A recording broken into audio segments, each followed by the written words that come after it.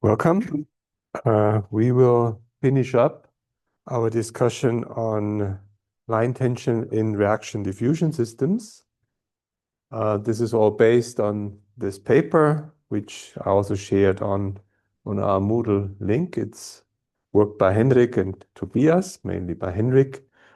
And what we wanted to do, I want to do, is that we study this range of diffusion reaction systems for many different components, specifically here, many different species, but for two components, one on the membrane and the other one in the cytosol.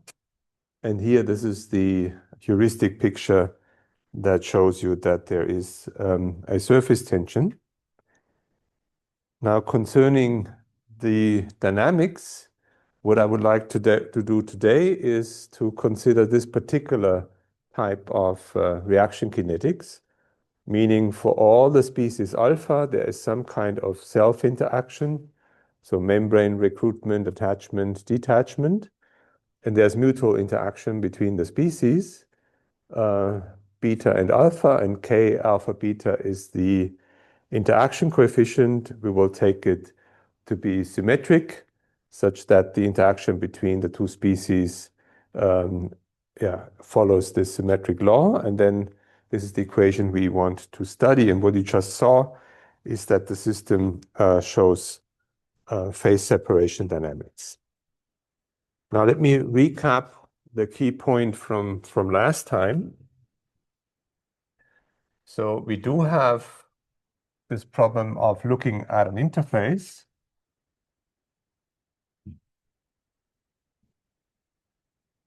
Where I took the definition that the curvature is positive, okay, for this situation here. And in that case, we had a generalized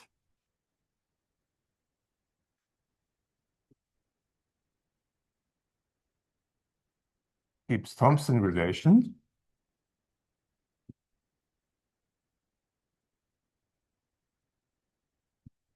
And this generalized relation was such that we had the difference in our mode, zero mode for the adjoint operator acting on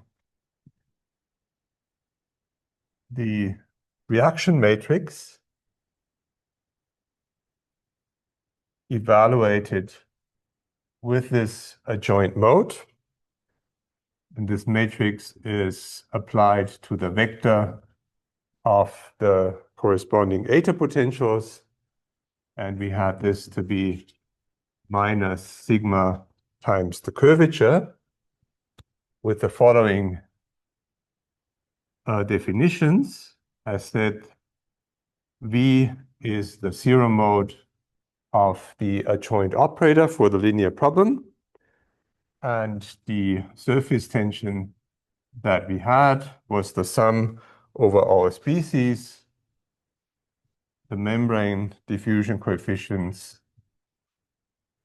and the integral over the adjoint mode times the zero mode of the operator L itself. Okay, and that was the sign convention we had. We also took the sign convention such that the normal vector here looks from the inside to the outside. And there was also a convention on what I would take as the inside density and as the outside density. And that's really analogous to the corresponding Gibbs-Thompson relation in equilibrium, where this is delta rho.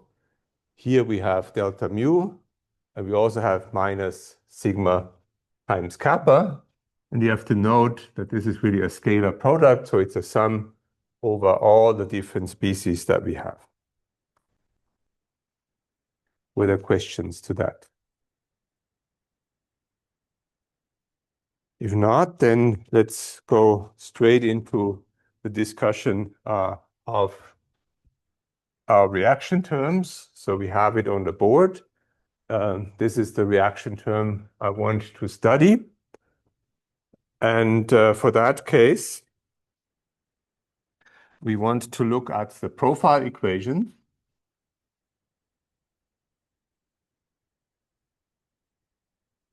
This profile equation is, as usual, you have a diffusion term with the geometric drift term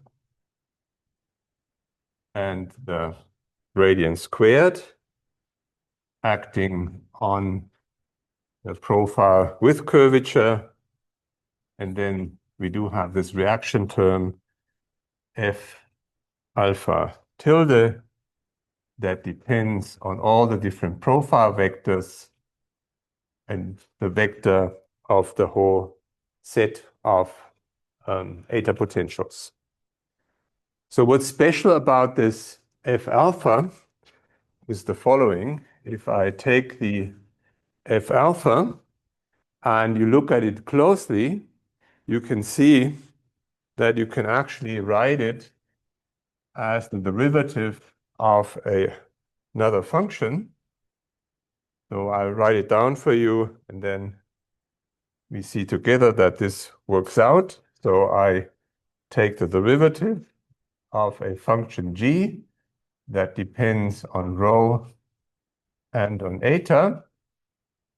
And this function g is defined as the sum over all alpha integrated over all densities. And then I do have a self term that's the same as we had, divided by 1 minus d alpha. That's, so to say, the trivial part. So if you just look at this corresponding relation and you take the derivative, you reproduce the self term. Okay. Yeah, and note that the F alpha as opposed to the F is defined with a 1 minus d alpha as a prefactor. So if you count the prefactors, 1 minus d alpha squared and 1 minus d alpha, you get the standard relation that we have. And now the second part of it is minus the sum over beta greater than alpha, k alpha beta over 2. And then I'm writing the parts that I have here, which was m beta squared m alpha by the corresponding expressions relating them to rho and eta. And this here, what I'm writing now, is only possible if k alpha beta is symmetric. That's why I'm having here this sum over beta larger than alpha and a half. That's an assumption. That's the model class that we want to study, where you have a symmetric interaction coefficient between alpha and beta. And then you basically have here m beta squared m alpha squared, but I'm writing m in terms of rho and eta. So that's the m beta squared. And this here is the m alpha squared, right, with all of that. And now you see, right, I can only do this for two reasons. One, k alpha beta is symmetric. And the second is that here in this expression, the exponent of the m beta is by 1 larger than the exponent for m alpha. Otherwise, I'm not arriving at an expression where I have the same exponents at the two terms that we have here, and all the symmetry I'm assuming about the case doesn't really help me. Okay, so for that case, where the exponent differs by 1 and where the matrix of K's is symmetric, you can rewrite the reaction term that we have here as a derivative of a kind of potential with respect to the density rho alpha. Okay, that's special. That's not general. This is a feature that we will use and exploit in the following. It's the simplification of the problem that we need in order to have an explicit solution. You can also go a little further by even defining another functional, not just this local term. So you can define a functional g of rho of x and eta in the following way.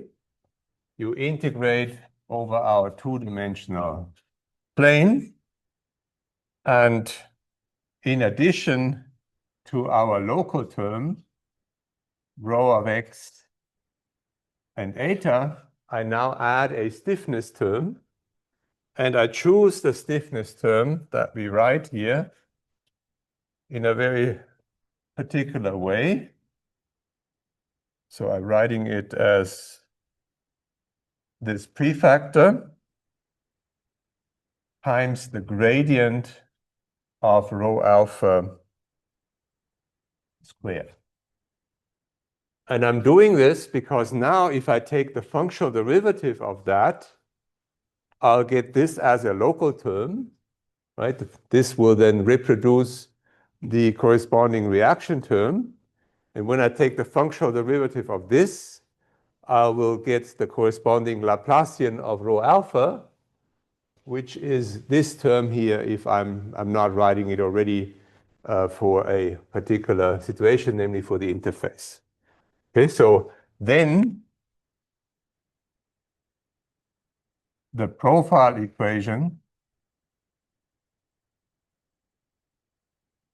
that we have is the same, is equivalent to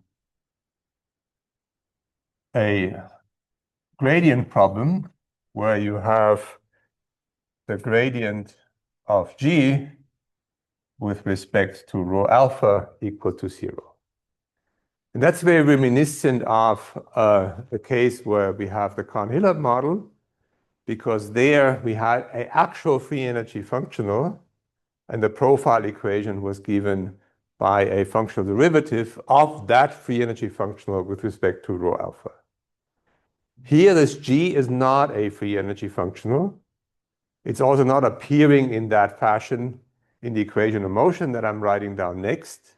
It's just that if I want to have a functional such that the profile equation is given by this gradient problem, this is the functional I have to write down. Yeah. For this specific structural functions, to have L operator being condition, is it just for mathematical simplification, or is that also different meaning system or different effects? No, it's for now just to have a problem which is simpler. I wouldn't say there is any kind of very deep physics that's associated with it, other than saying that I want to have the mutual interaction between the two species such that I can write it as a symmetric interaction term. Yeah. So for us, it's really just to find a case where we can do the calculations and to have a model which is reminiscent of models that we looked at for the power system in C. elegans. That's all, just one possible class. Yeah. What is the form of this cell? Anything you like. There's no constraint. You can think of it, when you want an example, that the self-interaction is an attachment plus recruitment of a membrane species to the cytosol minus a detachment term of membrane components back into the cytosol. That's an example. But we don't have to constrain this. This can be arbitrary. The only specific choice I make is concerning the interaction term between the two species. And that's what I need, as we just discussed, for mathematical simplicity. I didn't quite see how we get this second term then. This one. Yes, but I don't quite see how the first term works. Yeah, you just take the derivative and then you single out this term. Why would we have this 1 minus d factor? Oh, this is just because this f is the f in that reaction term. And remember, when we rewrote this set of equations in terms of rho and eta, the corresponding reaction term in rho was a new one, f tilde, just by the mapping. And this f tilde is related to f by this very prefactor. Okay? All right. So it's the definition of f tilde. Now, what's distinct from the Cahn-Hilert dynamics or from a thermodynamics is that the equations of motion, so the field theory, and here you see my point again. So we have for the density just our continuity equation with the mass redistribution potential, right? And we do have an equation of motion for these eta potentials, which has the form of the sum of the diffusion coefficients times the Laplacian of eta, and then minus 1 minus d alpha squared dg over d rho alpha. Okay? And this is our f tilde here, right? This term.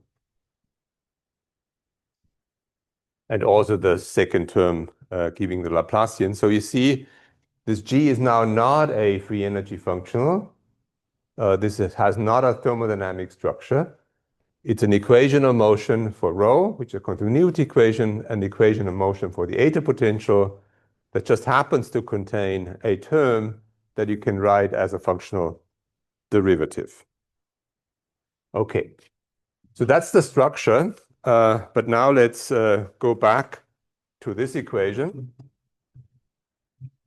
So that equation here, and let's again do an expansion where we say we write this here as rho alpha 0 of x plus delta rho alpha.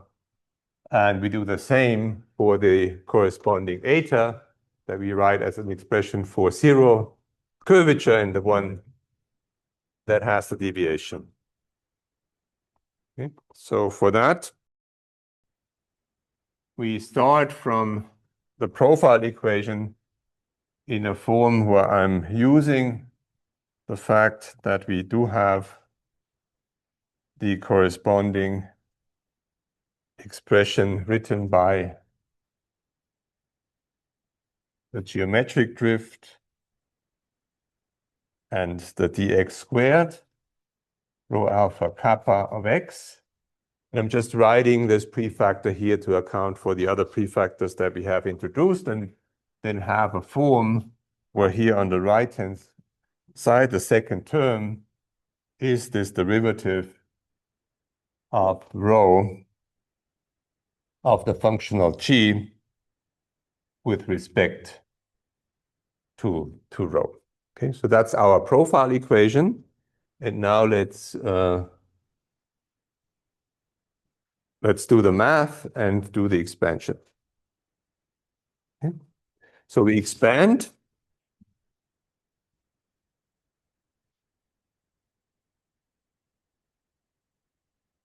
in delta rho alpha of x and the delta eta alpha. We expand this profile equation here.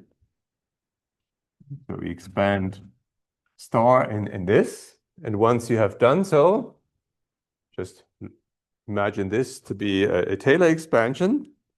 As the next step, we project onto our Goldstone mode, which is the derivative of the flat profiles for the flat interface Rona. Okay. So as we do so, what you get is 0 equals the sum over all species, the integral over my interface, and now my projection. So I'm projecting on this. This whole thing here is our projection.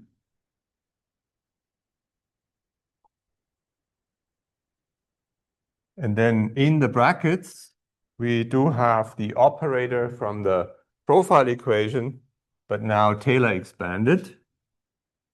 And the Taylor expansion gives you a set of terms. The first term that we have here is the one coming from the geometric drift term. So that's why it's proportional to kappa, the curvature. And it contains here again our Goldstone modes. The next term is a linear operator that I define in a second, acting on delta rho beta. And the final term is the derivative with respect to eta and with respect to rho of that function g evaluated at a flat interface times the shifts in my eta potential. Okay. With the linear operator that we have here, L alpha beta, being defined as the Laplacian with a few prefactors,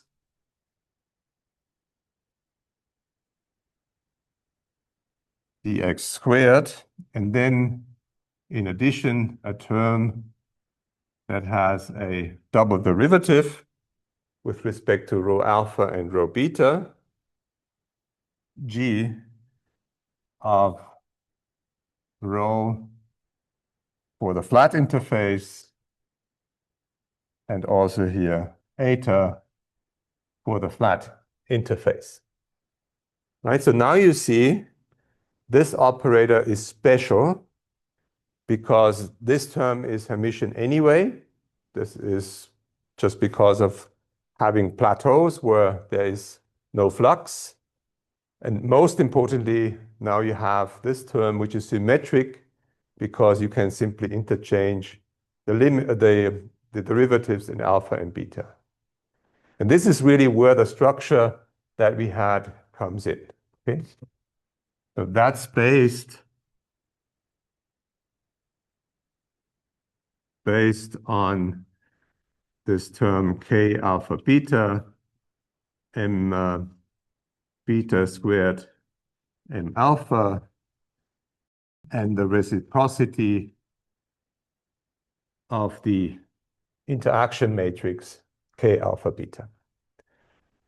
Okay, and therefore, because this is symmetric and this is Hermitian anyway, that operator here is a Hermitian operator. Okay. That comes back to your question. I constructed it such that this will be the case. There's other cases you could construct. You could say, take m beta to the third, m alpha squared. That would work out as well. In the end, you want a structure where the reaction term that you have that appears in this linear operator is symmetric under interchange of the indices alpha and beta. Okay. So now that we have that, we can further write this. So continuing from here, we can further write this because now this is a term that I abbreviate with M of kappa and delta eta. Okay, that's just one fraction of the above expression. And the one that we have left is a sum over alpha and beta, integral from minus b to b, dx delta rho beta L adjoint beta alpha dx rho alpha naught. And the M I defined as the sum over all species alpha and beta over the whole interface domain from minus b to b. The Goldstone mode times delta alpha beta dm alpha 1 minus d alpha squared kappa dx rho naught of x plus the d eta beta d rho alpha g evaluated at the flat interface times delta eta beta. Okay. And now importantly, this term here is really zero now, right? Because we have constructed it such that this operator L is Hermitian.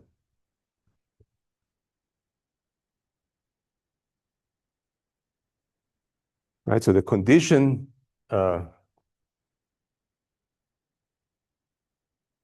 on delta eta is basically that we have M equal to 0. And all we have to do now is to write the expression M equal to 0 in a more compact, better looking form. It's already there. This is our generalized Gibbs-Thompson relation. Let me just rewrite it now with a few definitions. So it has a simpler looking form. And for that, we introduce a notation to the average of an object with respect to the interface component alpha. I define as an integration over the slice of the interface, and I'm taking the Goldstone mode divide by the corresponding difference of the densities for the component alpha, and I'm acting on the object that I do have here. Okay. And this is a reasonable thing to do because remember, rho alpha of 0 is a profile which starts from a plateau, has an interface, goes to a plateau. That means this object has a peak at the interface.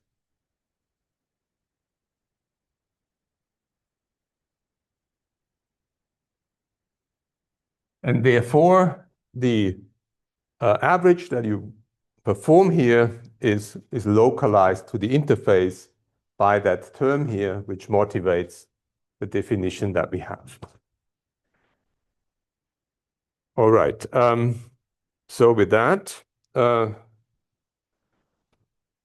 we can rewrite our terms here. We also write in the board 1 minus d alpha squared integral over the interface dx rho 0 alpha of x divided by delta rho alpha d eta beta f alpha tilde by this definition. By the definition that we have is equivalent to the average that I just introduced. And here I have 1 minus d to the minus 2, and this d here is now a diagonal matrix that contains all the entries being the ratios of diffusion coefficients on the membrane and in the cytosol times d eta f at the interface, and I want from that the matrix component alpha beta. And D is the diagonal matrix of dm1, dc1, etc. I can now also define the interface tension. So in the end, right, what we're trying to do is we have this relation here, and we're just taking all the terms that appear here in this expression and rewrite them in the defined average form that we have there. And the surface tension is then defined as kind of the source term, where we have this prefactor with the diffusion coefficients, and then the integral over the gradient in the profile squared. Okay. So with all of those definitions, the expression on the lower part of the board has this form. It is delta rho, scalar product, with this object that I just defined. It's the matrix of the reaction coefficients over the interface with a matrix multiplication by delta eta. So this here is a vector which you multiply by delta rho, and that is minus sigma times kappa. Okay, and this is our generalized Gibbs-Thompson relation. That's the Gibbs-Thompson relation for now a special class of these mass-conserving reaction diffusion systems. And what you see here in terms of the structure that you get is that this is the same as in Gibbs-Thompson. This is also the same as in Gibbs-Thompson. Remember, this was delta rho times delta mu equals minus sigma kappa. And what's taking the role of the mu is this expression here. Oh, sorry, together with the eta. So that's the corresponding generalized equation for an effective chemical potential. And you see it has these objects, the eta potentials that drive mass redistribution. but there's a weight matrix, and this weight matrix contains diffusion coefficients, but it also contains the reaction terms.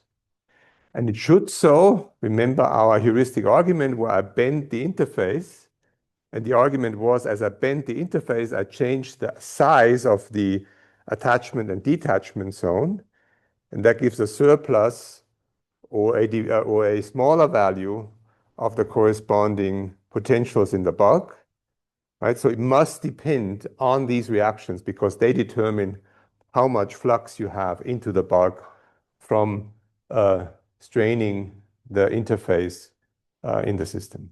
All right? Questions?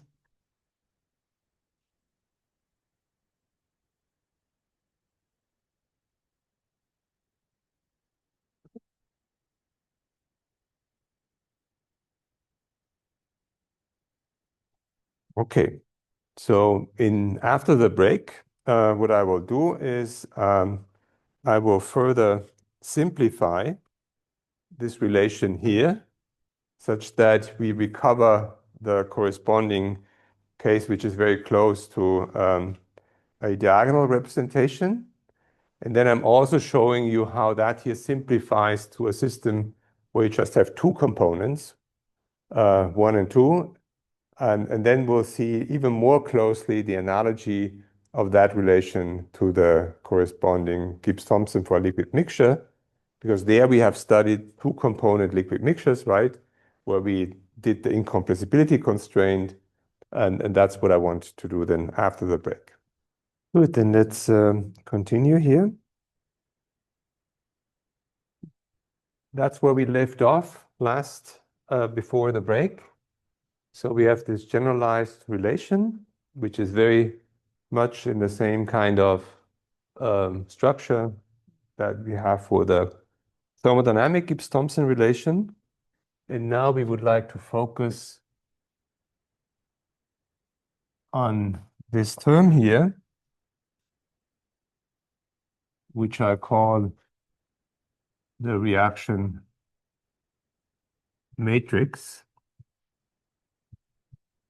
And I give the name or the reaction matrix, which is F. Okay? And I would like to simplify it now for the case which is most relevant in a biological context. Remember, for biological systems, M and C are really membrane and cytosolic components, and there we do have a condition, namely that the membrane diffusion coefficient is much smaller than the corresponding cytosolic diffusion coefficient. So when you look at this D here, this diagonal matrix is just a matrix of ones. Okay? So basically, in that case, we have D identical to unity. There's further simplifications that appear because we can rewrite the d eta of F vector by using the explicit form of what this F is, namely 1 minus D times F, and then you take the derivatives of 1 minus D times F, and you do it by using the chain rule. So that's dC beta. I take it here with respect to eta beta, dC beta, F alpha of the M and C vector, and then minus the corresponding expression where I take the partial derivative with respect to M beta,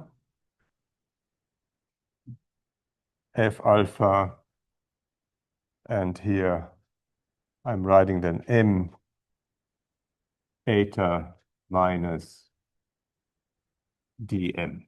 Okay. Okay, so that's just rewriting our reaction term. And we also know that we have a symmetry here. We have that the derivative of f alpha with respect to m beta is the derivative of f beta with respect to f alpha. Okay, we further know that if we want to look at the gradients of our profiles, that these gradients you can rewrite because there's a relation between rho and eta and also m. And in that relation between rho and eta is a constant. So if I take dx of eta, it's 0. That means all that I have here in the profile is really just the profile on the membrane weighted with a factor which is 1 minus d alpha, but the d's are 1 anyway.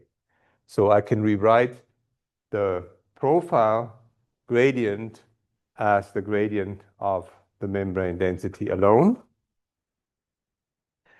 Okay, and then when we have that, we can rewrite part of the projections that we have, which are these averages, as averages containing only the membrane profile with dm alpha f beta m and eta minus d m evaluated at the flat interface. Okay, and in that expression, again, right here, I can now rewrite my integration over dx as integration over m. The integration over m will give me the boundary terms. So this is the same as f beta evaluated at b minus f beta evaluated at minus b, at the two ends of my plateau. And since the plateaus are flat, you have reactive equilibrium at the plateaus, and therefore the reaction terms in these plateaus is, to a good approximation, 0. What that means now, our relation that we have here above simplifies quite a bit. So from that, the left-hand side that we have in the Gibbs-Thompson relation is basically boiling down to a scalar product between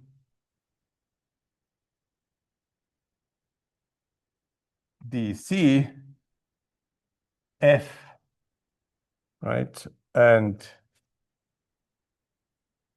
delta eta. That's all that's left from the reaction matrix. So what I did is, by using this limit where membrane diffusion is fast and slow and cytosolic diffusion is fast, the reaction matrix simply becomes the matrix given the change of the reaction terms with the concentrations that you have in the cytosol. That's what determines the weights that are given to different components of eta. Okay.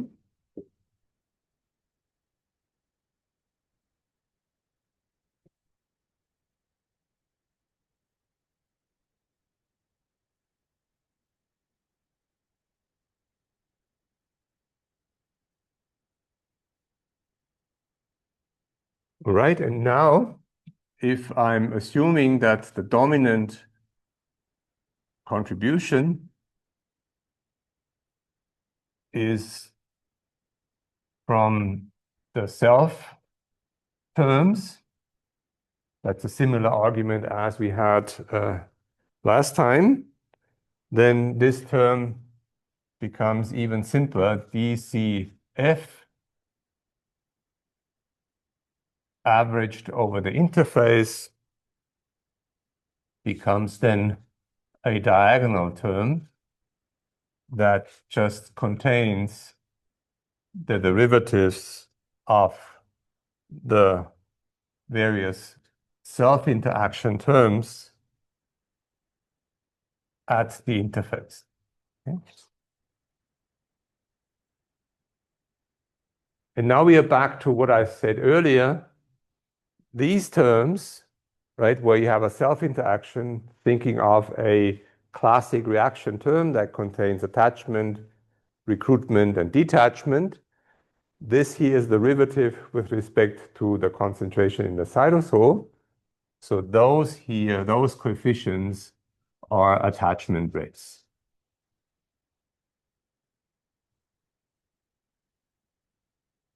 And they are giving a weight to the different components of the species that are multiplied here with the eta potentials.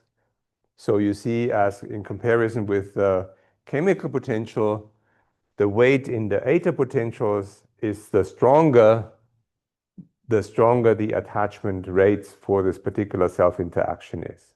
Okay? But that's all that happens. You rescale the corresponding eta potentials by the respective attachment rates. Yeah. But it's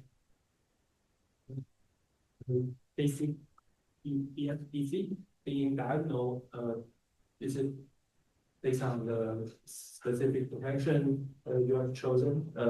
I'm just assuming that I can neglect the other terms that we have, which are the mutual interaction terms.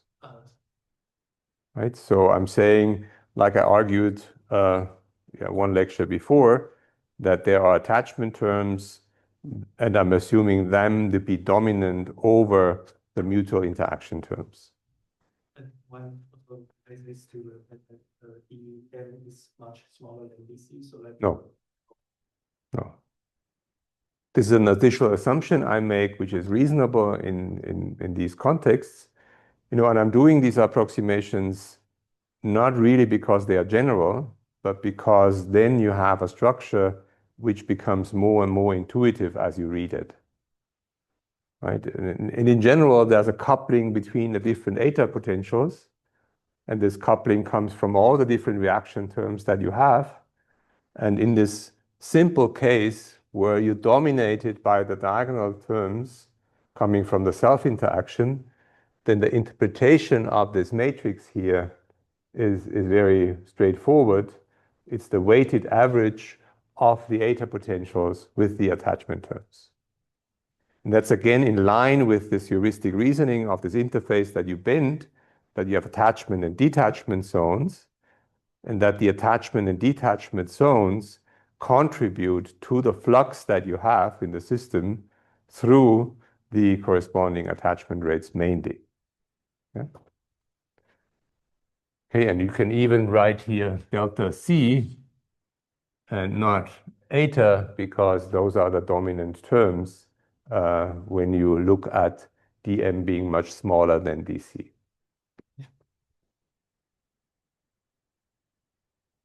Okay, and the right-hand side stays the same. Now let's say we have all of them being some value fc. So I'm really assuming the diagonal has all just the same entries. Then delta rho times delta eta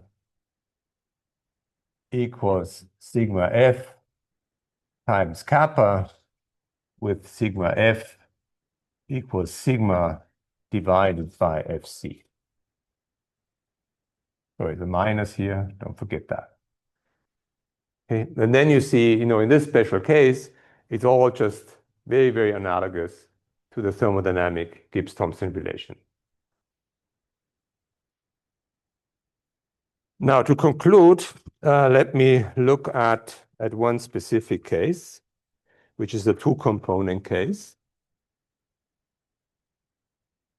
let's just say we have two components, or then one for A and two for B. And let's take the following convention. And this is, I guess, where some of the confusion from last time concerning the sign might actually become clear. So we have here a phase which is one ridge or a ridge, and this is two ridge. That's a convention I have. I choose the boundary between the one ridge and the two ridge region. I could also choose the other way around. And I'm choosing the normal to point from the one ridge into the two ridge region. And I'm taking a convention of curvature where this curvature is positive and that curvature is negative when I'm walking along an interface in this direction of the arc length. Okay. So in that case, the delta rho 1 is negative by construction. One is one ridge here and two ridge there. So that's why we have that. And then we can write the relation, the Gibbs-Thompson relation, in this way.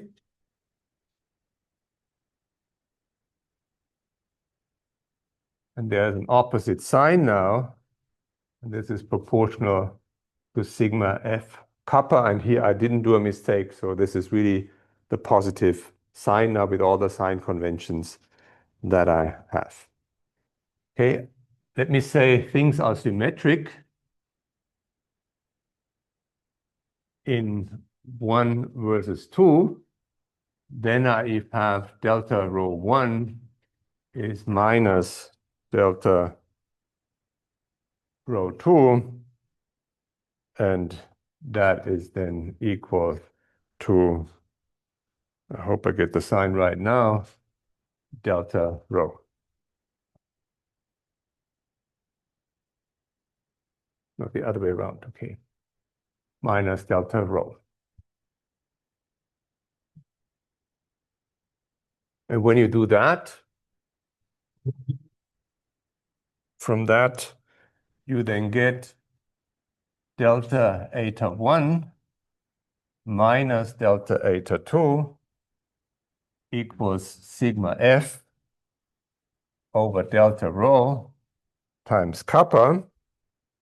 And because of symmetry, I do have that the eta potentials are also equal and opposite.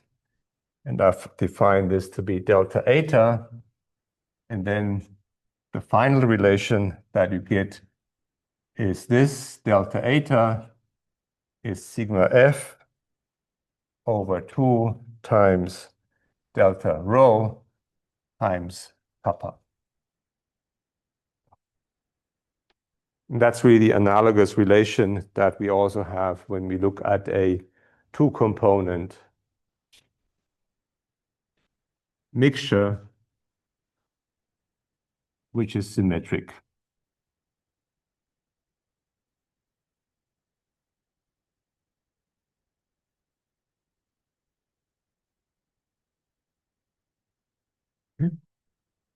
And it's there that we found that the chemical potential is given, or the pressure is given by the Laplace pressure. So let me go to the slides now.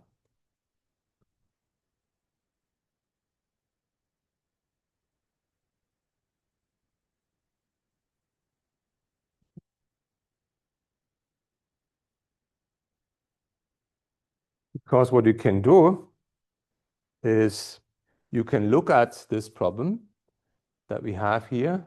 This is how we defined it, and can test it. Right? So you can really measure the corresponding relations for the eta potential. This is our prediction, not just written in a bit different form with some other definitions of the coefficients. Here I said is the attachment rate. And then this line here that you see is prediction from the Gibbs-Thompson relation that we calculated along the way. And the dots, the circles, the open symbols that you see here, those are simulations of the full system with two components. And for a particular geometry, a circular interface with an A-rich phase here and a B-rich phase there. And that simulation then shows that indeed, with all the approximations made along the way, it really faithfully describes the relation that we derived. Okay.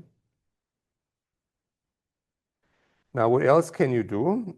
You can go beyond, and I don't have the time in this lecture to really do all this, and also calculate something that's not just surface tension.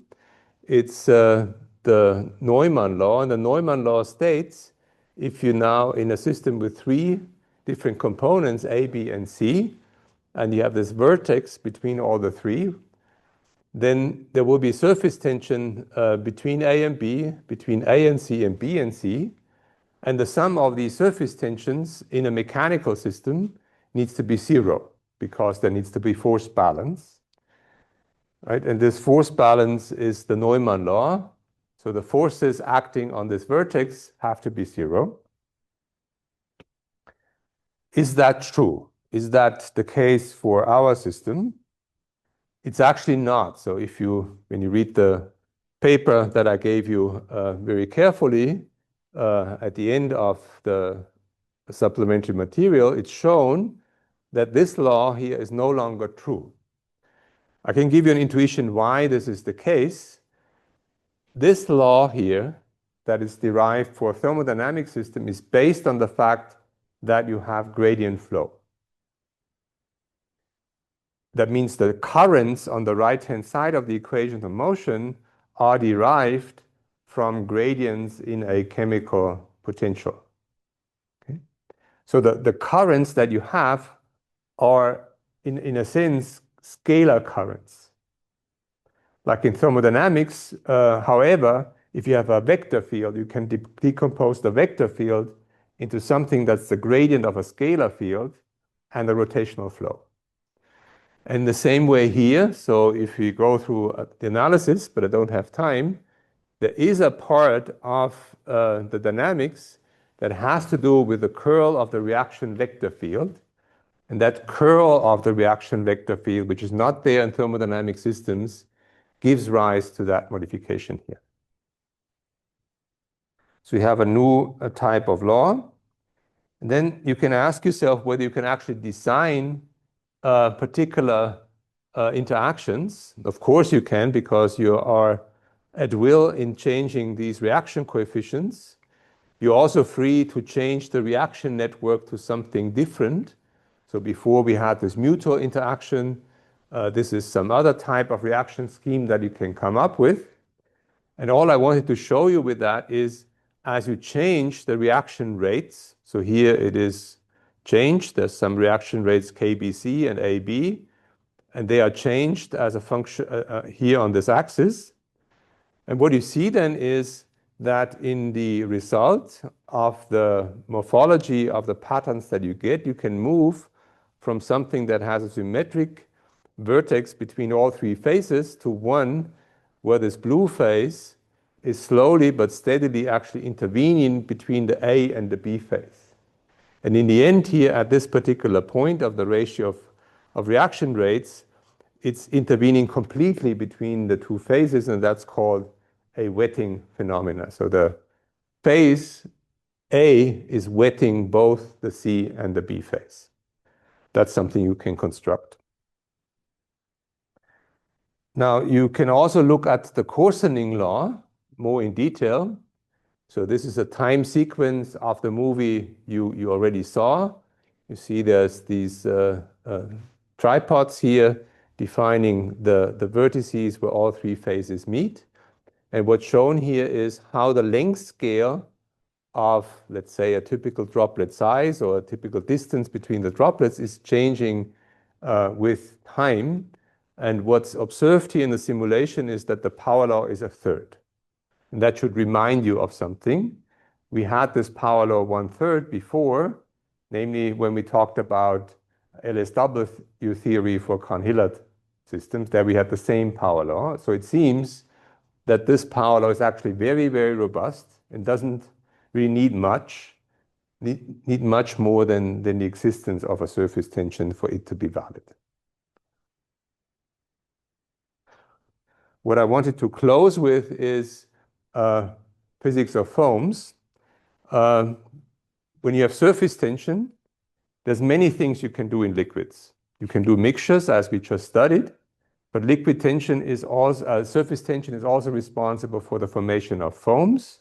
I showed you these beautiful examples from the TU Munich a century ago, where they had these wireframes and looked at foam structures on the wireframes. And here you see a foam in different structures. This is a simulation of a foam. And there are certain laws you can formulate for foams, which are very universal. One law that you can formulate is that the change in area of all these different cells in 2 dimensions now, and these cells have either 6 edges, 5, or 7 edges. There's this law called the von Neumann law, not Neumann law, that's stating that the area change is a constant, and then you get n minus 6. It's quite a law because it's unifying all the dynamics that goes on in the system into a single number, lambda, and then the only thing that matters for these cells to grow or to shrink is the number of edges they have.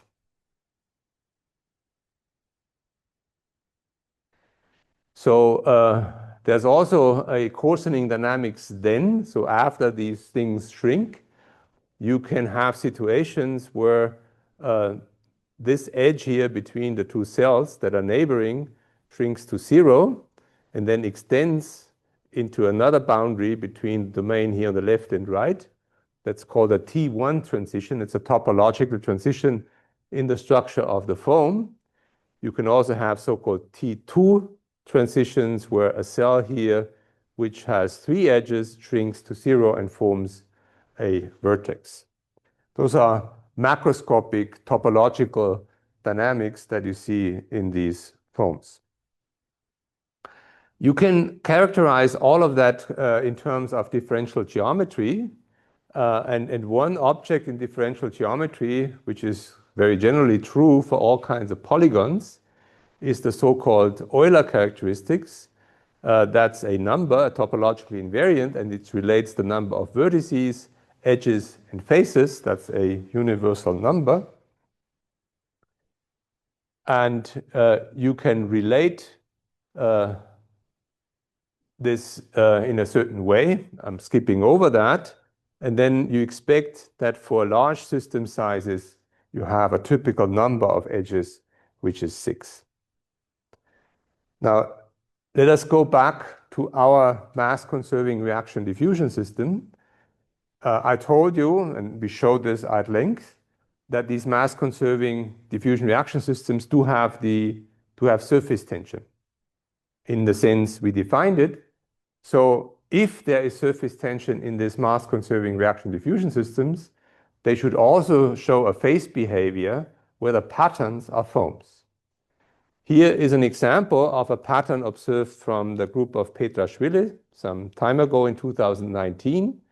The blue lines are the min E proteins, and the purple lines are the min D proteins. So you see there's a cellular-like structure, and you have vertices. And now you can ask yourself, is that a foam? By the definitions that I just had. So a foam in the sense that you have 120-degree angles called the plateau law. And indeed, if you make the measurement, you can see that the distribution of angles at the vertices is very close to 120 degrees. So indeed, that law of foams is obeyed. It obeys the plateau laws. It's different from foams. Foams, as you all know, they are gone after some time. these kind of forms from mass-conserving reaction diffusion systems, they persist over time. The steady state distribution of the cell size is has a typical length. It's not going to infinity. So you have coarsening arrest, as we had seen in simpler examples before with the weak mass-conserving systems in the two-component case. Now, the real test of this being a foam is whether we can have the other laws also at play. And one famous law I told you about is the von Neumann law, saying something about the dynamics of these cells with different numbers of edges. So what Henrik here did in his simulation is to take the equilibrated foam, the steady state foam, from a numerical simulation of the mean system, right? These diffusion reaction systems that we looked at earlier in the lecture. And he took the numerical solution of the mean system, scaled it down, so compressed it such that the cell size is smaller. And then what should happen is that the system needs to relax back to the steady state behavior. Okay? And question is, how does it do so? So you see here there's cells with 5 edges, and if you look through the domain, there's some with 6 and some with 7. And if I would make it larger, there would also be some with 3 and 8 or 9, but they are rare. And then the dynamics is such that here in this window, you saw the one with the 5 edges actually shrank to 0, as it must, if the system obeys the von Neumann law. Remember, it's dA dt is lambda n minus 6. So doing the analysis more carefully, gray is the hexagons. This is with the 5 edges. This is with the 5 edges. This is with the 7s. And you see the von Neumann law is really valid. The ones with the 6 edges, they don't change roughly to leading order. The ones with the 5, they shrink to 0. And those with the 7, they actually do grow. Now, what happens if you do it the other way around? So you take an equilibrated system. Now, this is the equilibrated system, and you don't scale it down, but scale it up. So you make it larger. And when you make it larger, the cells have to become smaller in order to accommodate the same kind of equilibrium structure that you have here on the left. How do they become smaller? And what happens? How do cells, do they shrink? Do they divide? What's the process that happens? And now remember, when we discussed this weakly mass-conserving two-component system, we had a phenomenon that's called mesosplitting, right? And what you're going to see here is the analogous phenomenon. It's not mesosplittings, but it's actually cell splittings. So you saw in the movie, the larger cell size didn't just shrink to 0, it actually was dividing up into smaller cells in an abrupt fashion. As you can see here from this time plot, the area changes abruptly by these division events. Now, what about this von Neumann law? I told you this is a very universal law, and I also wanted to give you a hint of why this is so. So let's look at this calculation here. It's a very simple calculation, but it's using a very famous theorem. What we start out from is an observation that's made in foams, in liquid foams, an observation that is made in our mass-conserving systems, namely that the velocity by which the interfaces move is given by their curvature. So let's just take that. The velocity of the interface is moving proportional to the curvature. That's due to the fact that you do have a surface tension. That's the point where surface tension comes into the play. Now, when you have that, when the velocity is proportional to curvature, you can calculate the change of the area omega of one of those cells, and the change of the area in omega is the integral over the boundary. ds is the perimeter integral, and you multiply by the velocity. That's simply by geometry how the area of a cell changes. Because that velocity is proportional to kappa, what this change in area amounts to is a boundary integral over the curvature along the perimeter of the system. And for that object, for this boundary integral, there is a famous theorem from differential geometry called the Gauss-Bonnet theorem. And this Gauss-Bonnet theorem tells you in one step that this object has to be ni, the number of edges, minus 6. Okay? So it's the existence of a surface tension or line tension and the geometry encoded in the Gauss-Bonnet theorem that nails down the von Neumann law. So if it were not to be obeyed by our system, you should be surprised because it's really constrained by very elementary features, which are emergent properties, right? Emergent properties, I mean something of the same nature as a macroscopic or mesoscopic scale that's completely independent of the underlying microscopic equation of motion. In one case, it was thermodynamics. In the other case, it was diffusion reaction systems. Both of them have led to the emergence of a surface tension, and the rest is differential geometry. Now, let me show you that this is not just theory, but actually you can see this experimentally. The data you see now is from a data file from the Schwille lab that they dug out in order to see whether they see the same phenomena that we predict in the theory. And here you just focus on this point here. That's a 5-edge cell. And this here, where do we have it? Here, that's the beginning of a cell division event. And now let me run it. So you should see that this here shrinks to 0. And here you have the formation of an interface and cell division into 2 pieces. All right, so maybe a short summary of what you should take with from these last lectures that we had. It's mainly saying that this mass redistribution potential you can use in a very similar way as the chemical potential in thermodynamics. You can do calculations with it, you can identify mechanisms with it, and you can really argue in which direction the dynamics goes and what the stability is. So one object that we calculated along the way was to say that there is this flux balance subspace, which is the slow manifold of the dynamics, and you know the system is unstable to pattern formation if the null-Klein slope criterion is obeyed, either in the two-component system or in a matrix sense. And then when we look at the two-component system with weak breaking of mass conservation, the main message of this equation is you have a dynamics of the total mass of plateaus, and the defining object of the rate of mass redistribution between the domains is the slope of the stationary eta potential as a function of the total mass. And last but not least, this whole chapter on line tension then led us to see these beautiful patterns that are made from biological materials that we just call or term a Turing foam. Do you have questions? Because this is the last slide.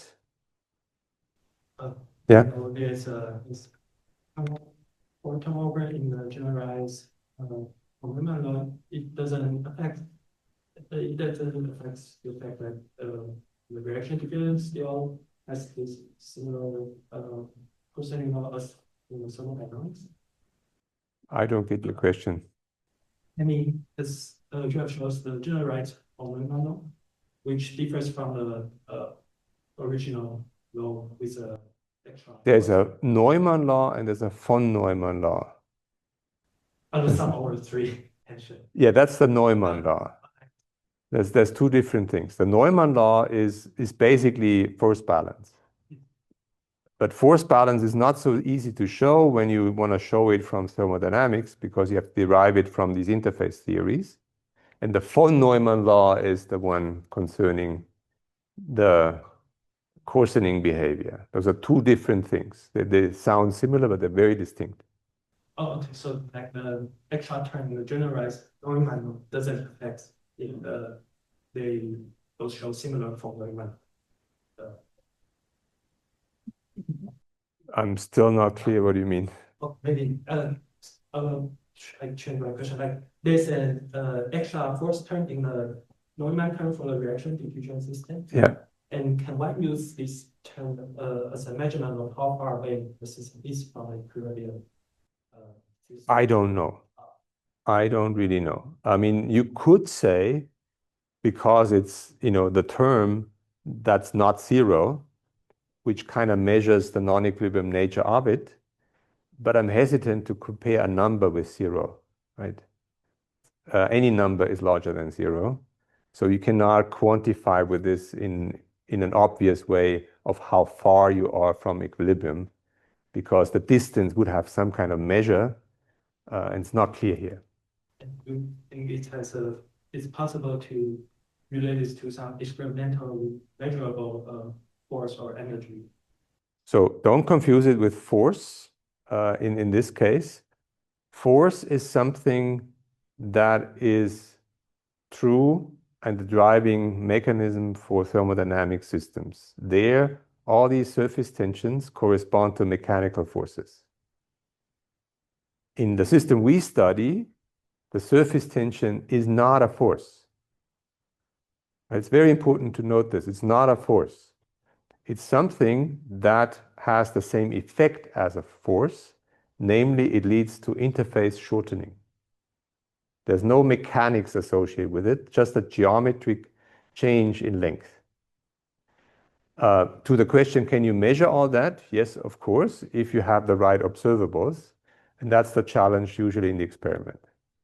So here you see, from the Schwiller group's experiment, that the metaphenomena, they are observed.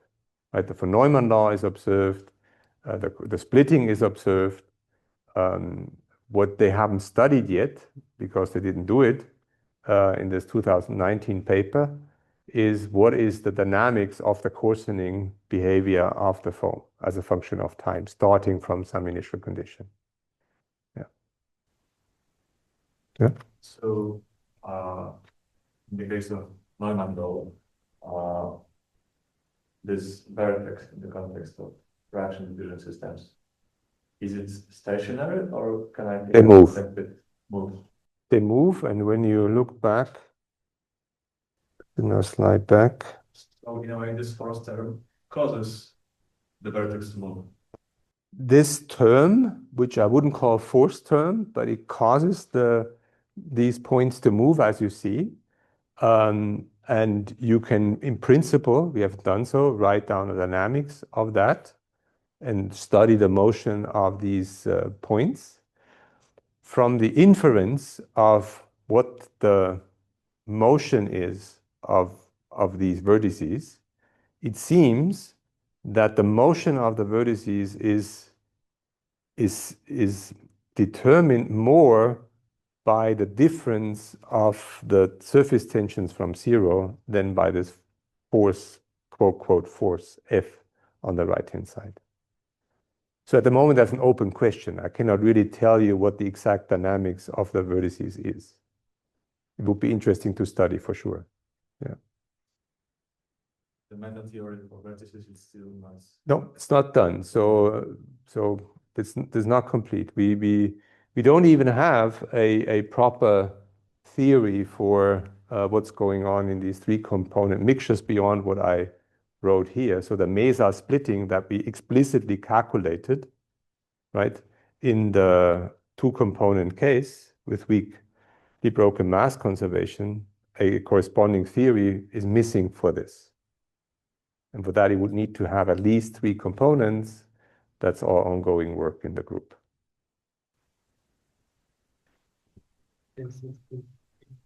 You mentioned it also mentioned it's also called interrupted coarsening for this case, not for this case. This goes to completion.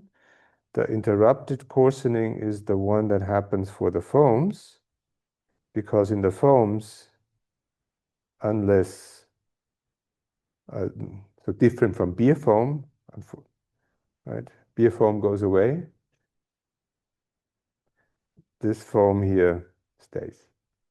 That's what I would call interrupted coarsening. So you see interrupted coarsening by the arrest of the cell size to this average area. That's the same phenomenon as we found it in the two-component system with weakly broken mass conservation.